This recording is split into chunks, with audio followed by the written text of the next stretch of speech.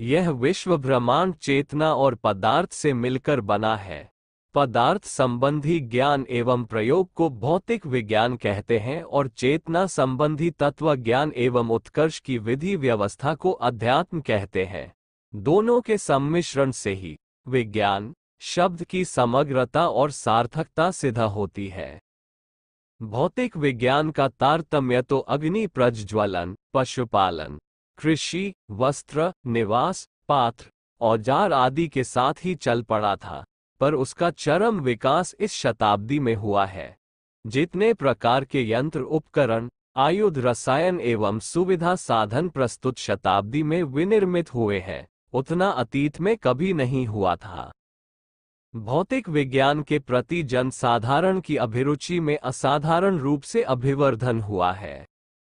यहाँ तक कि छोटे बड़े सभी विद्यालयों में विज्ञान की जानकारी अनिवार्य रूप से सम्मिलित की गई है।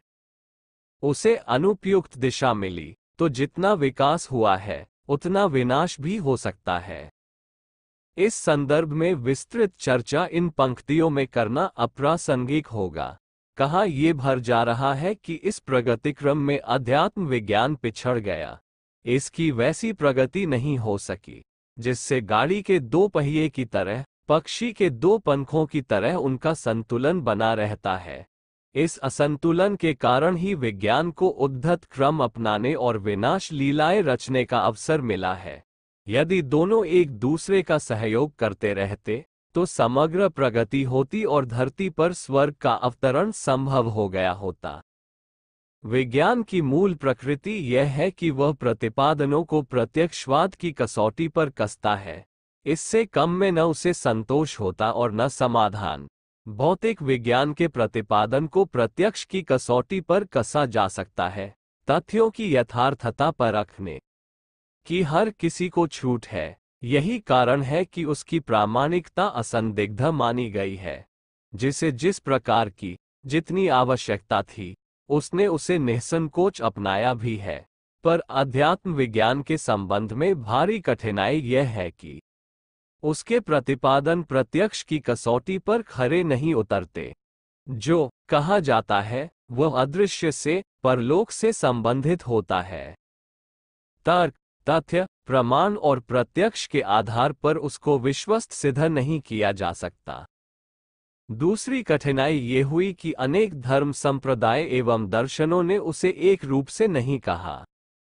उनके कथनों में भारी अंतर है। कहीं कहीं तो उन प्रतिपादनों में जमीन आसमान जैसा अंतर है। उनका पारस्परिक विरोध मतभेद ये संदेह उत्पन्न करता है कि जब भौतिक विज्ञान के सभी प्रतिपादन एक ही तरह के हैं तो अध्यात्म में इस तरह का अंतर क्यों है? या तो इनमें एक सही और अन्य गलत है अथवा सभी गलत हैं। तथ्यों का प्रत्यक्षवाद पर खरा उतरना और अनेक वर्गों द्वारा अनेक प्रकार की परस्पर विरोधी बातों का कहा जाना, ये दो ऐसे प्रत्यक्ष कारण हैं जिनके कारण अध्यात्म को पदार्थ विज्ञान जैसी मान्यता नहीं मिली। सच तो यह है कि इस बुद्धिवाद के युग में उसकी ओर उपेक्षा ही नहीं, अविश्वास और उपहास का क्रम भी चल पड़ा है। चेतना पदार्थ से बढ़कर है। प्राणी ही पदार्थों का इच्छानुसार उपयोग करता है। इस प्रकार अध्यात्म की वरिष्ठता सिद्ध हुई। भौतिक विज्ञानी पदार्थ ज्ञान को जानकर अपनी जानकारी और क्षमता का उपयोग करके भरपूर लाभ उठाते हैं। तब अध्यात्म विज्ञानियों को अपने क्षेत्र में उसी प्रकार सफल और समुन्नत क्यों नहीं होना चाहिए? देखा ठीक इसके विपरीत जाता है। अध्यात्मवादी कल्पना की उड़ानें उड़ते और किंवदंतियों का आश्रय लेकर चमत्कारी रिद्धि सिद्धियों का वर्णन करते हैं, पर उनमें से किसी को भी प्रत्यक्ष दिखा नहीं पाते। अपने मन की शांति और परलोक में स्वर्ग मुक्ति जैसी सद्गति की संभावना को प्रामाणिक कैसे कहा जाए?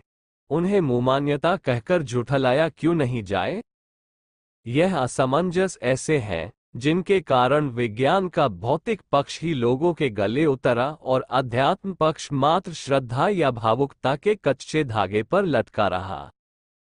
खरे सोने को आग पर तपाने और कसौटी पर 100 बार कसे जाने में भी किसी को आपत्ति नहीं होती, फिर अध्यात्म को कल्पना क्षेत्र तक ही क्यों सीमित रहना पड़े? वो क्यों न अपने प्रतिपादनों को इस प्रकार प्रस्तुत करे जिसे कोई चुनौती देने या झुठलाने का प्रयत्न न कर सके। जो व्यक्ति अध्यात्म का जोर शोर से प्रतिपादन करते हैं, उन्हें तो अपने आप में ऐसा होना ही चाहिए था कि दीनहीन या असहाय होने जैसी स्थिति में घिरा न देखा जाए। वे अपनी विशिष्टता से समाज को किसी प्रकार प्रभावित एवं समुन्नत तो करें, उनका समीपवर्ती वातावरण एवं परिकर ऐसा तो हो जिनके संबंध में यह असंदिग्ध रूप से कहा जा सके कि कथनी और करनी में एकता है। भौतिक विज्ञानियों को तो श्रेय, सम्मान, पद, वैभव आदि मिलता है। उनकी कृतियों को जन साधारण द्वारा सराहा और चिरकाल तक स्मरण किया जाता है। यदि आध्यात्म की वरिष्ठता है तो उस प्रयास में संलग्न होने की उपलब्धियां उससे कम नहीं वरन अधिक ही मिलनी चाहिए, पर ऐसा देखा नहीं जाता। भारत में 60 लाख संत महात्मा हैं। धर्म को व्यवसाय बनाकर चलने वाले ब्राह्मण वर्ग की भी इतनी ही संख्या मानी जाए तो साधु ब्राह्मण मिलकर 60,601,20 लाख होते हैं। इसका तात्पर्य ये हुआ कि भारत के नागरिकों में 50 व्यक्तियों के पीछे एक धर्म या अध्यात्म के माध्यम से जीविकोपार्जन करने वाला है। यदि इन्हें केवल हिंदू समाज का आंका जाए तो अनुपात और भी दूना हो जाता है। हर 20 या 30 हिंदुओं के पीछे एक संत, महंत, ब्राह्मण, धर्मोपदेशक, पुजारी आता है। इतने अध्यात्मवादियों की निज की स्थिति अपेक्षाकृत ऊंची होनी चाहिए थी, पर वैसा न होकर यह भ्रम फैलाते और जैसे तैसे अपनी आजीविका उगाहते हैं।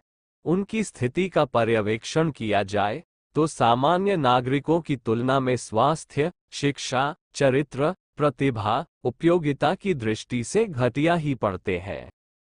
देश में 7 लाख गांव हैं, 60 लाख संत जो पूरा समय धर्म अध्यात्म के नाम पर ही व्यतीत करते हैं।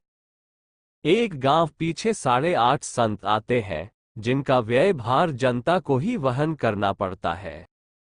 ये समुदाय यदि अध्यात्म की वैज्ञानिक विधि व्यवस्था से अपरिचित है तो कम से कम समाज सेवक की, सुधारक की भूमिका तो निभा ही सकता है।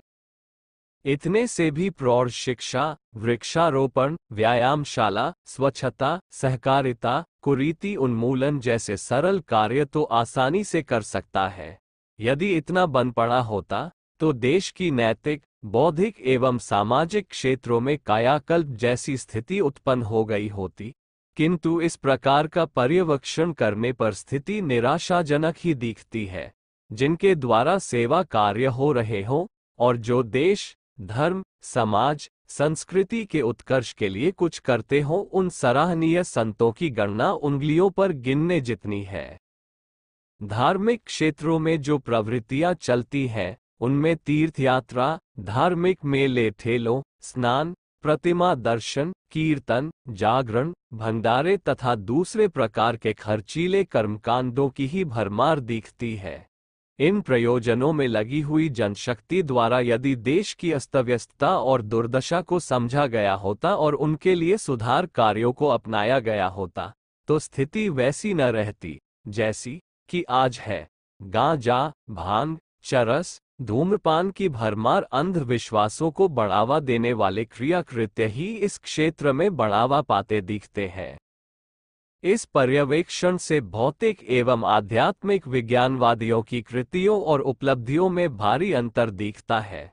उसी अनुपात से दोनों वर्गों की वरिष्ठता कनिष्ठता का मूल्यांकन किया जाता है। इसे दुर्भाग्य ही कहा जाना चाहिए कि अध्यात्म तत्वज्ञान की गरिमा भौतिक विज्ञान की महिमा के आगे हेटी पड़ रही है। व्यक्ति की कृतियों के आधार पर ही उनका स्तर आंका जाता है। तराजू पर तौलते हैं तो वैज्ञानिक भारी पड़ता है और धर्म सेवी हल्का। इससे पता चलता है कि तथ्य किस निष्कर्ष पर पहुंचते हैं। अपने मुंह मियां मिट्ठू बनने से कुछ अनगढ़ लोग ही अम में पड़ सकते हैं। विज्ञजनों को वस्तुस्थिति समझाना तो तथ्यों के आधार पर ही संभव हो सकता। जब दिखता है कि इतनी बड़ी जनसंख्या और उसके निर्वाह तथा आडंबरों पर खर्च होने वाला विपुल धन व्यर्थ ही जा रहा है, तो विचारशीलों में क्षोभ, आक्रोश, विरोध, तिरस्कार का भाव उत्पन्न होना स्वाभाविक है। उन्हें शब्दाडंबर से संतोष नहीं कराया जा सकता। क्या अध्यात्म की प्रकृति ही ऐसी है? इसके उत्तर में स्पष्टतया नहीं ही कहना पड़ेगा, क्योंकि इतिहास के पृष्ठ पलटने से जब अतीत का पर्यवेक्षण किया जाता है तो प्रतीत होता है कि अध्यात्म की गरिमा हिमालय जैसी ऊंची, धवल और शांति भरी शीतलता प्रदान करती रही है।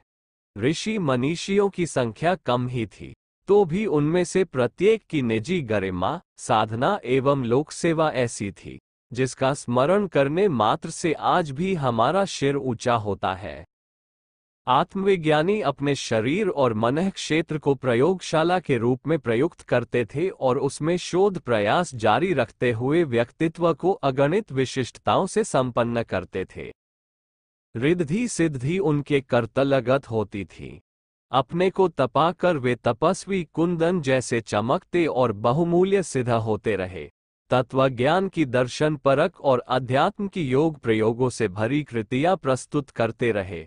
उनके आश्रम आरण्यकों में गाय सिंह एक घाट पर पानी पीते थे। जो वहां निवास करते थे वे अपना दृष्टिकोण परिष्कृत एवं व्यक्तित्व उत्कृष्ट बनाकर लौटते थे। उनका सान्निध्य पारस पत्थर जैसा और उनका अनुग्रह कल्पवृक्ष जैसा सिद्ध होता था। वे अमृतमय रहते और आनंद बांटते थे। व्यक्ति और समाज की समस्याएं हल करने में उनकी भूमिका ऐसी थी जिसको भूरी भूरी सराहा जाए। इन पंक्तियों में ऋषि गाथाओं का गुणगान करने की गुंजाइश नहीं है। फिर भी व्यास का साहित्य सृजन, जमदग्नि का आरण्यक, नागार्जुन का रसायन शास्त्र, चरक का वनस्पति विज्ञान, सुश्रुत की शल्य चिकित्सा, याज्ञवल्क्य का यज्ञ अनुसंधान, विश्वामित्र की मंत्र शक्ति, शंकराचार्य की दिग्विजय, बुद्ध का धर्म चक्र प्रवर्तन, परशुराम का अनीति उच्छेदन, वशिष्ठ द्वारा राम के माध्यम से त्रेता में सतयुग की वापसी, द्रोणाचार्य की धनुर्विद्या, दधीची का इंद्रवज, भागीरथ का गंगावतरण, पाणिनि का व्याकरण, पातंजलि का योग, वैशेषिक का अणुविज्ञान, दक्ष का भौतिक विज्ञान, अर्जुन का युद्ध कौशल, अगस्त्य का समुद्रपान, नारद का लोकांतर गमन, विश्वकर्मा का शिल्प, कौंडिन्य का विदेशों में संस्कृति प्रचार, चाणक्य का विश्वविद्यालय स्थापन आदि अगणित कृत्य ऐसे हैं जिन्हें हर दृष्टि से असाधारण ही कहा जा सकता है। सूत शौनक ऋषि स्थान स्थान पर धर्म चर्चा आयोजन करते थे।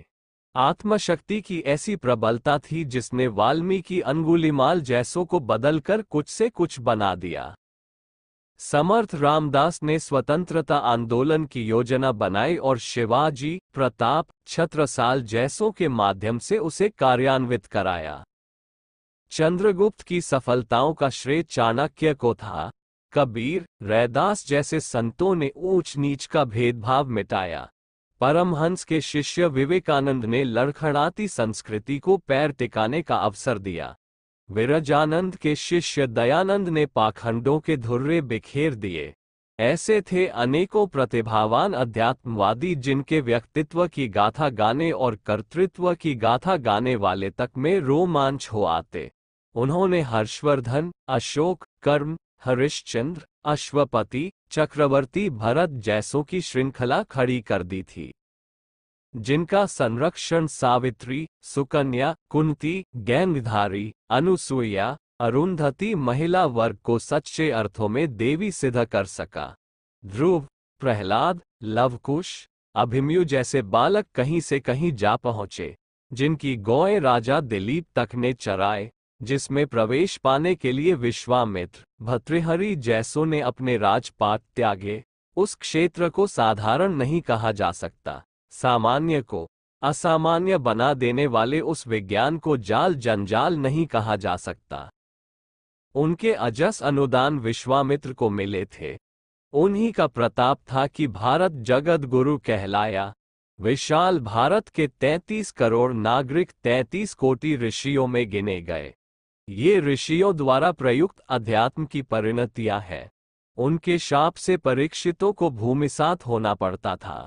उनके वरदान से दशरथ को 4 भगवान जैसे पुत्रों का सुयोग मिला था, जो इंद्र और चंद्र को शाप दे सकते थे, जो भारत भूमि को स्वर्गादपि गरीयसी बनाने का सौभाग्य प्रदान कर सके थे। मनुष्य सब एक जैसे हैं, पर उनमें से अधिकांश के साधारण स्थिति में रहते हुए भी कुछ का असाधारण हो जाना यही सिद्ध करता है कि जिनने महानता अर्जित की, उनके पास कोई न कोई समर्थ अवलंबन रहा होगा।